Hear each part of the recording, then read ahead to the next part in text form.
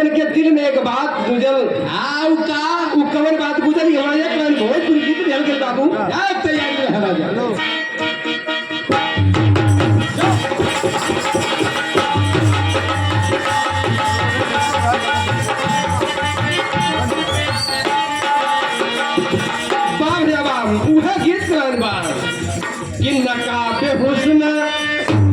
नकाब हुस्न मुसलसल उठाई जाती है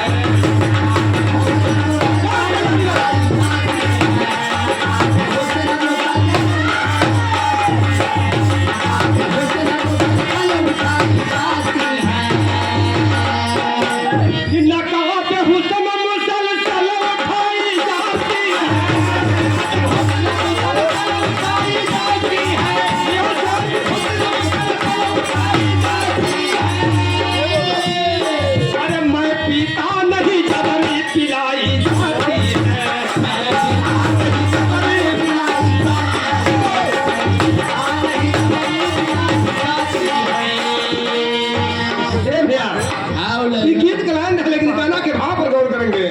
देखिए भैया ₹51 का पुरस्कार बड़ा सुंदर भाव लिखलन क्या लिखलन लाल का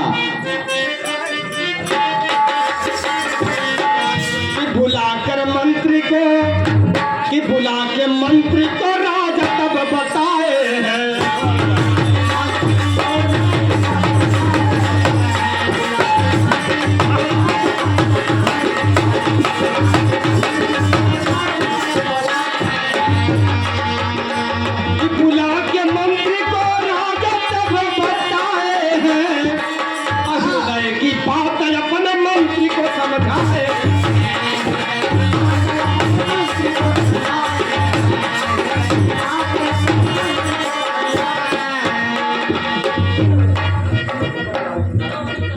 हृदय के बाद राजा अपने मंत्री के समझावे लगलन कहन कि देखा ये राज दरबार में अगर 5 झूठ दे आके बोली ओके आधा राज पार दे दे इन्हों से कहानी की शुरुआत कर गए लाल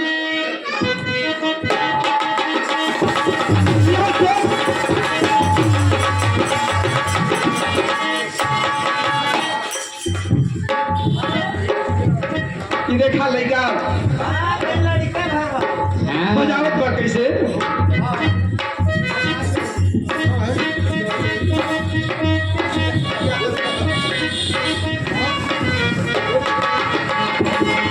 कहना है बाबू राजा मंत्री साहब से कहलन कि देखा 5 झूठ दरबार में आके जे बोली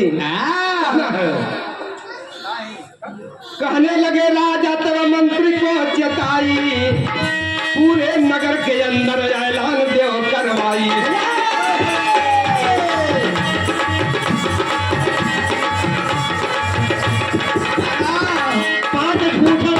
पांच झूठ दरबार में जो आके बोले भाई आधा राज दे दूंगा वह लिख ले करवाई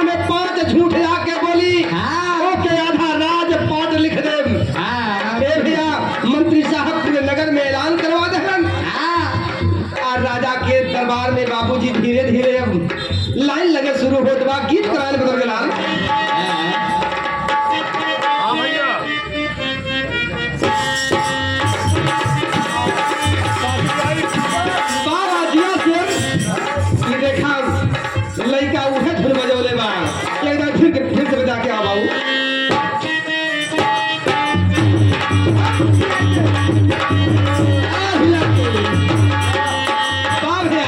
ई लड़का उहे धुन बजेले बा कि बुढ़वा मलाई खाला बुढ़िया खाला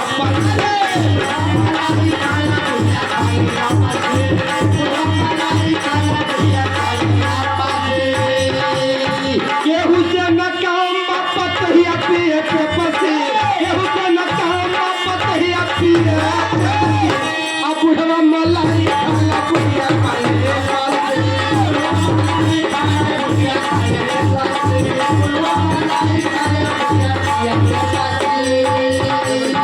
गीत कलान है बाबू अस्थाई में, जब भाषण हो तो बहुत अस्थाई। ये गीत कलान लेकिन गाना के भाव पर गौर करेंगे। कहना है क्या कि सुन के खबर सब लोग जुटे आके, सुन के खबर सब लोग जुटे आके, सुन के खबर सब लोग जुटे आके। अरे मनवा का पतिया सब हिया में छिपा के, मनवा का पतिया सब हिया में छिपा के।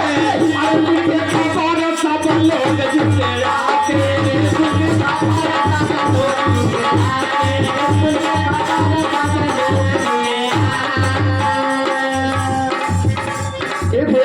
राजा के दरबार में झूठ बोले वालन का धीरे धीरे लाइन लगत बा। केहू एक का झूठ बोले, केहू दुई बोले ला, केहू एक का झूठ बोले, केहू दुई बोले ला, केहू एक का झूठ बोले, केहू दुई बोले ला। सब ही के राजा का बजेलिया में छुटेला, सब ही के राजा का बजेलिया में छुटेला, सब ही के राजा का बजेलिया में छुटेला। उठाई मुसीबत हो जलिया में जाके, उठाई मुसीबत हो जलिया में जाके।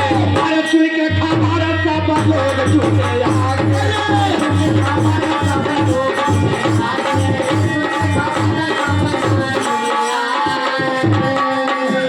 राजा के दरबार में बड़ी लंबी कतार लग गए बाबू झूठ बोले वालन के। हम लोग इहो सब देखा गई लहन बाबू। ढोलक मास्टर और कोर्स वाले हैं वह दरबार में पहुंचे लहन। ये बतावत हो अपने, लेकिन हम बात का नतीजा का भेल हम बतावत है। खुश दिल लग जा लिया ए भैया गीत कराने बदल गलाल बढ़िया है। गीत से सुंदर कवि जी भाव बड़ा बढ़िया लिखत हुन कि पूरे नगारिया में, और पूरे नगारिया में मचल हाहाकार हो रजनवा के बात। अरे लागल बकतार हो रजनवा के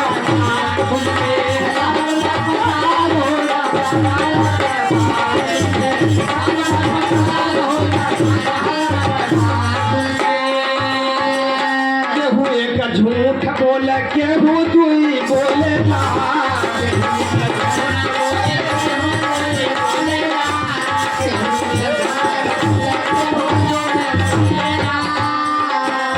और सब ही के राजा का बजेलिया में घुसेला, सब ही के राजा का बजेलिया में घुसेला, सब ही के राजा का बजेलिया में घुसेला। और चकरी चलावे जाके, चकरी चलावे जाके जेलिया मझार हो रजनीश बात सुन के लागल बात कतार हो रजनीश बात सुन के। ए भैया राजा के दरबार में बड़ी लंबी कतार लग गई। राजा के एगो शर्त रहल कि जे झूठ ना बोल पाई ओके जेल के अंदर में डाल दे। राजा साहब का मुखिया मंत्री चौकीदार सिपाही सब लोग बैठावल रहलन, जैसे आप लोग बैठल हुआ।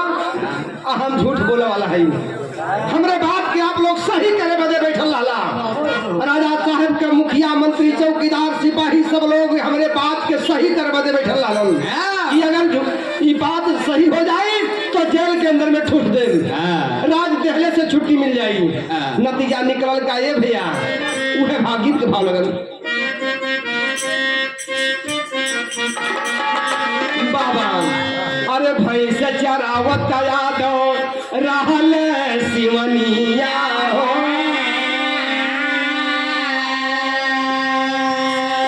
अरे सुन के खबर आइल राजा के महलिया।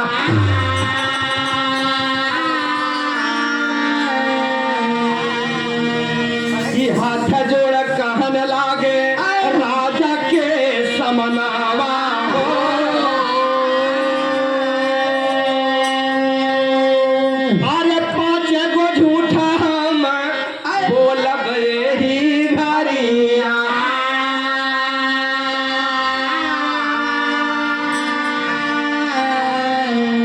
ए भैया इतनी लंबी कतार लगल है वही कतार से निकल के है जो झूठ बोल गए ललन बाबू भैया वही कतार से डर के मारा भागा लगन तलवारी पहुंचे भैया जो ही कुदरहा के दक्षिण पहुंचलन खेताड़ी में बाबूजी एगो यादव जी भैंस चरावत रहलन और यादव जी जब देखलन कलन क्या अरे ई खेतड़िया में की काहे भागत बा हो तब तक बोला के पूछलन इनके कि का हो काहे भागत हुआ कहलन कि तुम्हें पता ना बा राजा के दरबार में झूठ बोलने के बड़ी लंबी कतार लगल हो कहलन कि ये झूठ बोल ले जाई हो के राजा आधा राजपाट लिख दी हैं तब तक बाबूजी यादव जी अपने भैंसी के 2 लाठी मार के खदेड़ दिलन उनके इनके उखड़ी में भाई चले लगल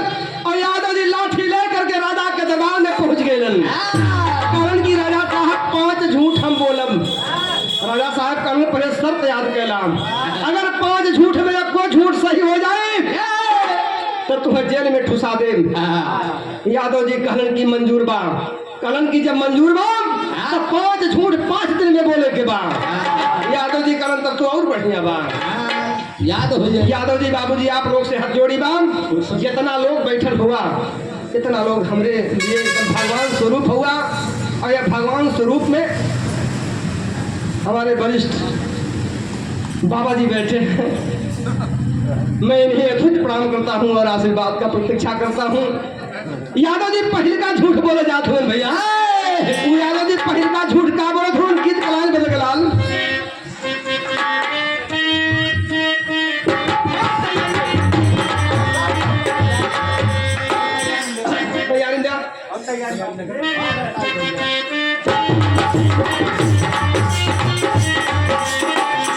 देखा है भैया वह गीत गाने भाई जंगल भैया गौला है यह गीत के इहो गौला है ना और अमरनाथ भैया भी गौला है लेकिन देखा सिखाई गाँव कैसे जाला मेहरारू का गीत तो हो लेकिन अब इन गौर कराया पर कैसे गावल जाला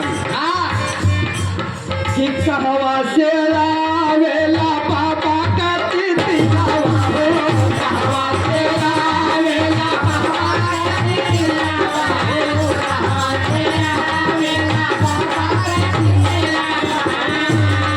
अरे कहवा से आवेला लेना हाय रे सावरिया यह गीत के ही छोड़ता बाबूजी गाना के भाव पर गौर करा यादव जी पहले का झूठ बोले जात हूँ कमन झूठ बोलत हूँ भैया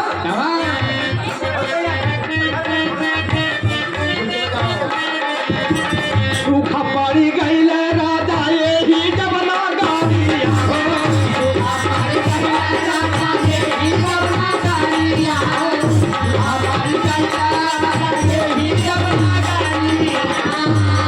अरे पानी भी नशा बया कुलाई हाय रे सावरिया ए भैया यादव जी पहल का झूठ बोलत हो राजा के दरबार में कि राजा साहब यह नगर में जब सूखा पड़ गया गांव जवार के लोग गाये भैया छरदही बेनियापुर शंकरपुर कुदरहा सब लोग हमरे दादा के लगे अरे हमरे दादा के ना यार यादव जी के बात हो यादव जी कहा छोड़ के हमरे दादा के लगे हमरे दादा से कहलन का कि काका लगत बा कि पानी के बिना जीव जंतु पेड़ पक्षी सब एकदम व्याकुल हो गए पानी बिना हमरे दादा के गुस्सा लगल तब कहलन का बाबूजी अरे लग्गा उठाई दादा बड़ा में छेदा लग्गा उठाई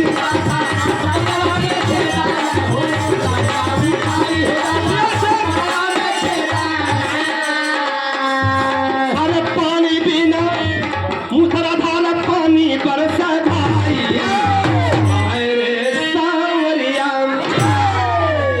यादव जी कह कहलन कि देखा हम हमरे दादा के लगे सब लोग अलन, अब कहलन कि पानी के बिना सब व्याकुल हो जाई।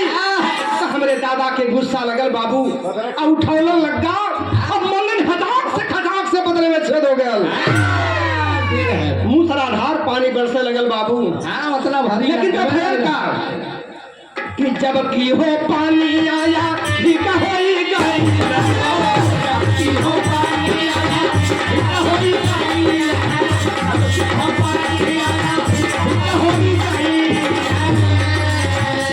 अरे भारत से माटी फेंक जाई, हाय रे सांवरिया। जब पानी बहुत अधिक हो गए तो हमरे दादा के लगे गांव जवार क्षेत्र को लोग अलन, कहलन की काका लागत बात ना पानी हो गई कि प्रलय हो जाई। तो हमरे दादा के गुस्सा लगल और उठौलन एक फरफा माटी, अब मंगन हटाक से खटाक से बदल में चढ़ गए, एक चाली माटी उठौले पानी बंद हो गए बाबू।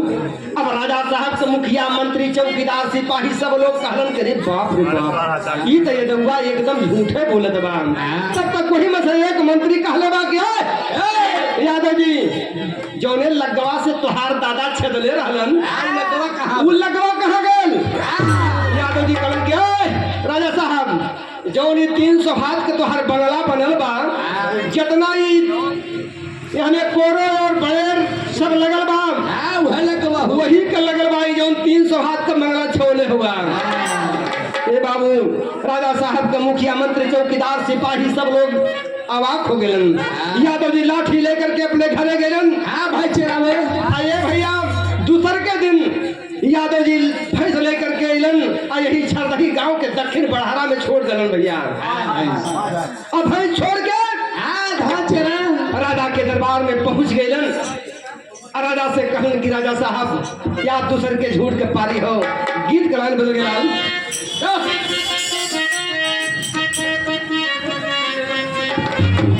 शेर क्या बात है, एकदम चढ़ रहा है ऊपर, कहना है गिरौना हूँ उहे गीतिया कलान बजावत वाला लड़का कि अरे आई बसंत ऋतु उड़ल जोर धीरे मोरी दहिया भइल बा। यह गीत कलान बा, लेकिन गाना के भाव पर गौर करेंगे बाबू। यादव जी दूसर का झूठ बोलत हो उनका, और खेतवा में दादा मोरे जलाव हारवा हो, जब भइल राजा नवा खेमटो का पहारा हो, जब भैया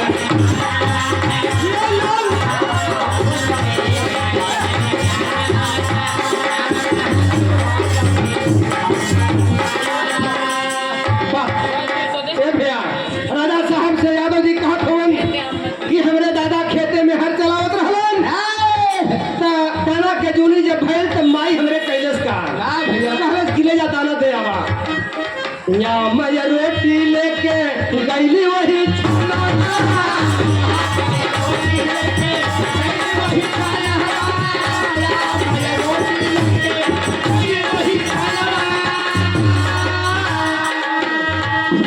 प्रेम से दादा बैठे कैला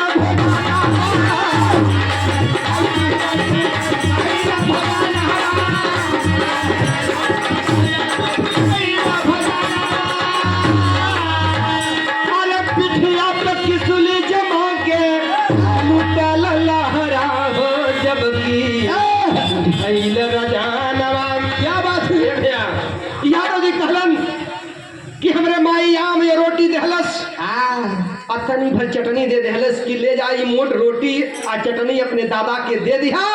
पक्का यार जब चटनी रोटी खा ली है तो ये पक्का आम दे दिया, एगो बदवा में चूस ली है। दशहरे ए बाबू, दशहरी देखा इनके जानकारी बा, ई साथ में रहलन बाबू।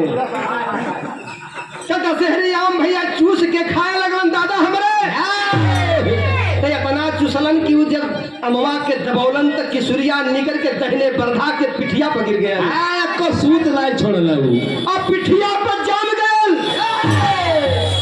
बरियार पेड़ हो गए। अब दहिने बरधे के पीठी पे इतना बरियार पेड़ जाम गए। तब से हमरे दादा चाहे दोपहरी हो, चाहे घाम हो, चाहे बरसत हो, हमरे दादा तब से खेते में हल चलावल। हाँ 24 घंटा। ई यादव जी के दूसर का झूठ रहल परमादरी यादव जी लाठी लेकर के पहुंच गए फिर अपने घरे भैंस लेके।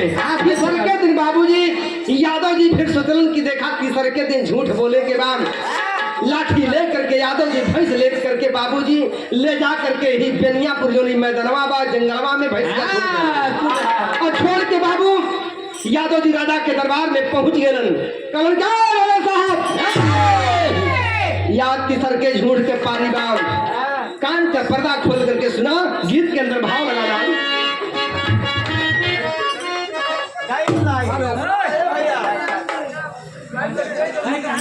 वह भाव बाम गीत के अंदर गाना के अंदर भाव लगा क्या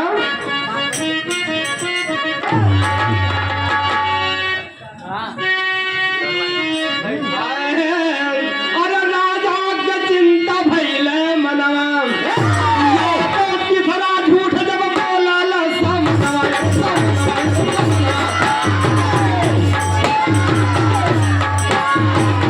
बोला भैया यादव तीसरा झूठ जब बोले समनवा राजा की चिंता भइले मनवा बोले बोल का अरे तीसरे झूठ कया जब पारी चिंता भारी बात बहुत कया तो कहन लगे ललकारी चिंता भारी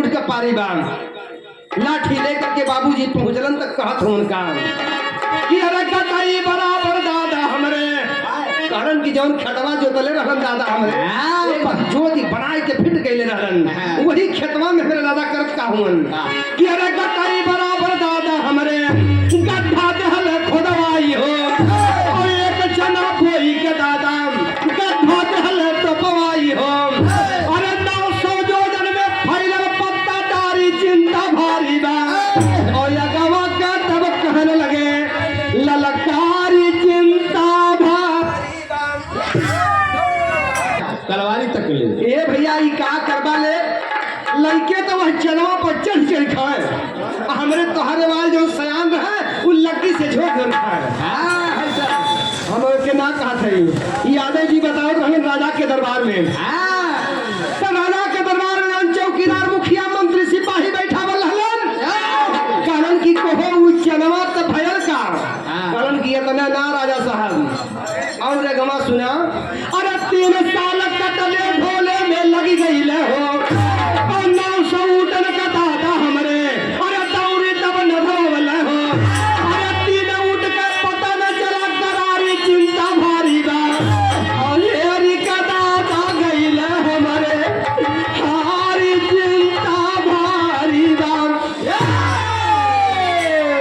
कहला ने भैया 900 ऊँट कहवे गई 3 साल वो चला के कटले ढोले में लग गए और 900 ऊँटन के दादा हमारे दौरी न धोआ देहलन दावत और जब दाई रहलन तो भैया हो 3 ऊँट वह दौते में हेरा गए गायब हो गई दादा हमारे बहुत खोजले लेकिन 3 ऊँट ना मिल रहे लेकिन राजा साहब का मंत्री चौकीदार सिपाही सब लोग कहन कि अरे यार तुम चला कैले कहा कहन के हे राजा साहब अरे वो जब चनवा झाड़ गए तब बोना मिल ना भैया कहन तब तो भेल कहन कि वो चनवा जब हुआ साई गए तब बोना मिल जब वो चनवा के बोरा में भर गए तब बोना तब होला मिल तब और सिराई मार ठोक भैया गोरा का सिराई हो गया तबो ना मिलन लेकिन जब हमारे माई वह चनवा के ताल दर लगल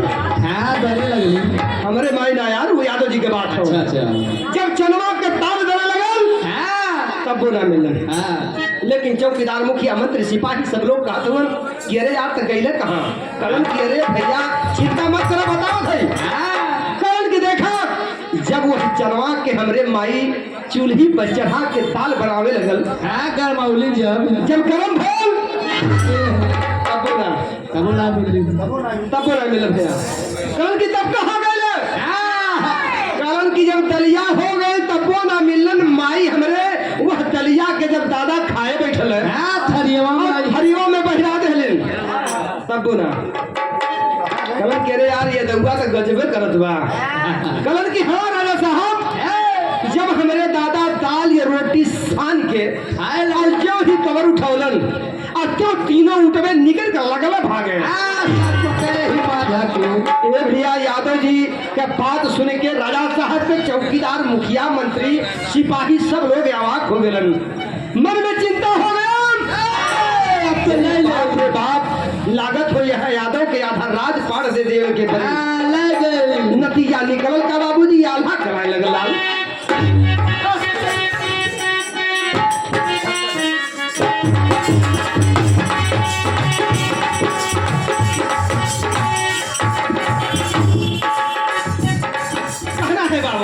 अरे चौथे दिन यादव गइला मन में गुण गवल भैया।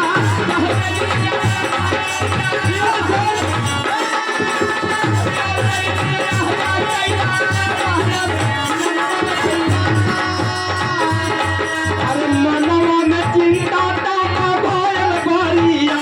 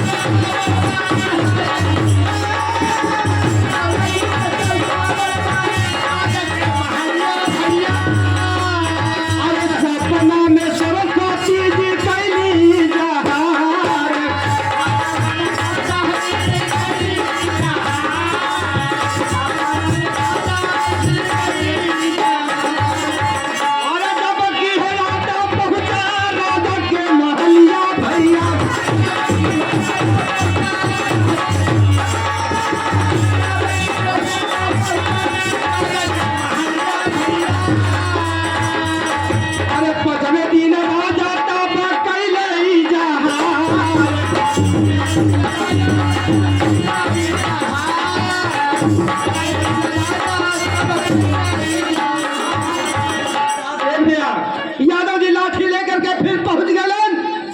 कहलन की देखा राजा साहब, कान का पर्दा खोल करके सब लोग सुना, आज हमारा चौथा झूठ हो। ए बाबू, मुखिया, मंत्री, चौकीदार, सिपाही सब लोग बैठल होवन। यादव जी चौथ का झूठ बोले जात का।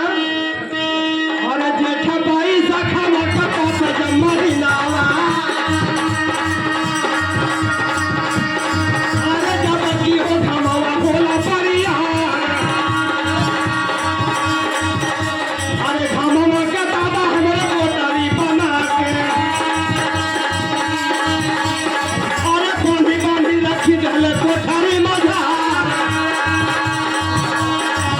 ये माथा पूसा वाला जब आवे लमुना।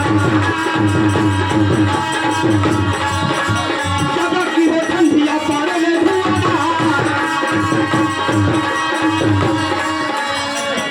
ए भैया, यादव जी कहलन राजा के दरबार में कि राजा साहब, जब चैत बैसाख जेठ के दोपहरी तपालम तो हमरे दादा या हम हूँ जितना दुआरे पर घाम रहाला के सब किया चदरा में बांध बांध कोठरी में रख देला।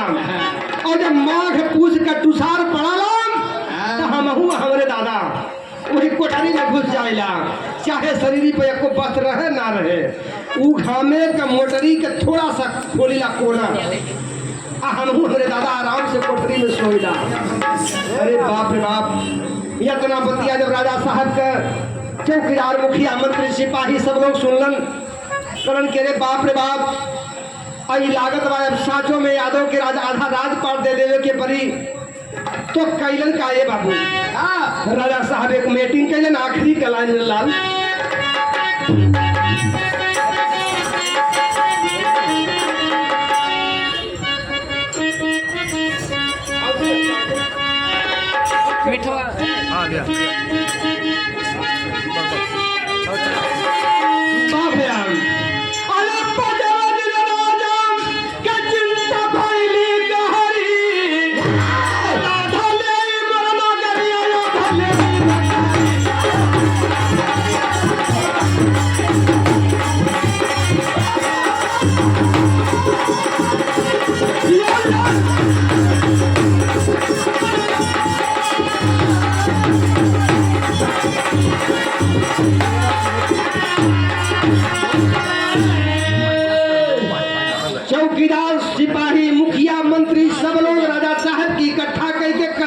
कहल राजा तब सबके चताई और जवन कुछ यादव बोली है ओके सही कही हा भाई।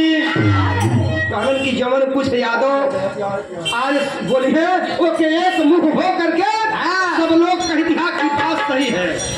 अरे तब पहुंच गए यादव तब राजा के पगड़ी आधा ले मोरे नगरी आधा ले बखरी।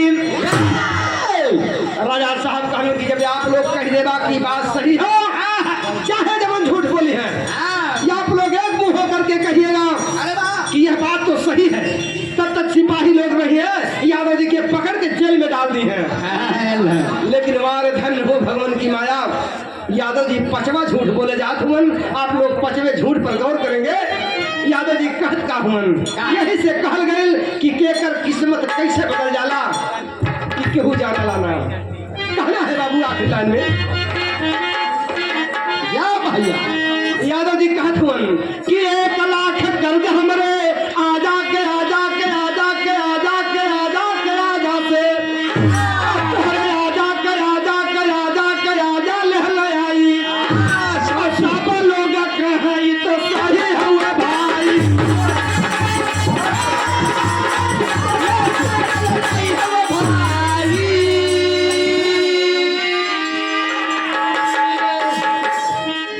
यादव जी कहन के 1 लाख कर्ज हमरे आजा के आजा के आजा के आजा के आजा के आजा से ले आई है। बतिया सुन के चौकीदार मुखिया मंत्री सब लोग कहलन ये बात तो सही है हो। कहलन जब सही है तो तब तक 2 सिपाही पकड़ लेलन यादव जी के और जब पकड़ लेलन तो यादव जी सिपाही के झाड़ रहलन कहलन की अगर ये बतिया सही हो अरे तो सूद मूर जोड़ के चुकावा यही घड़ी आधा ले मोर नगरिया आधा ले बखारी।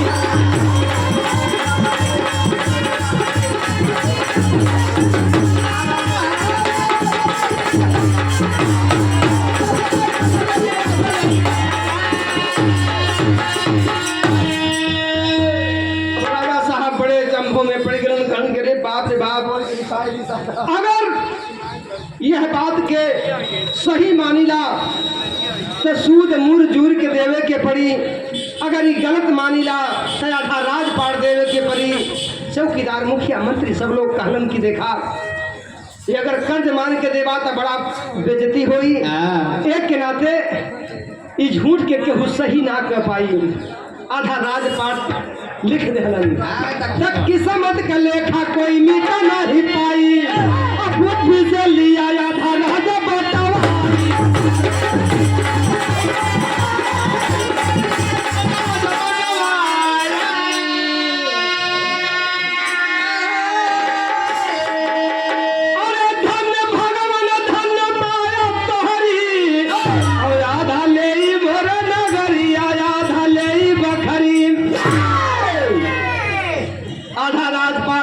राजा साहब का बटवा ले यादव जी तक कहना है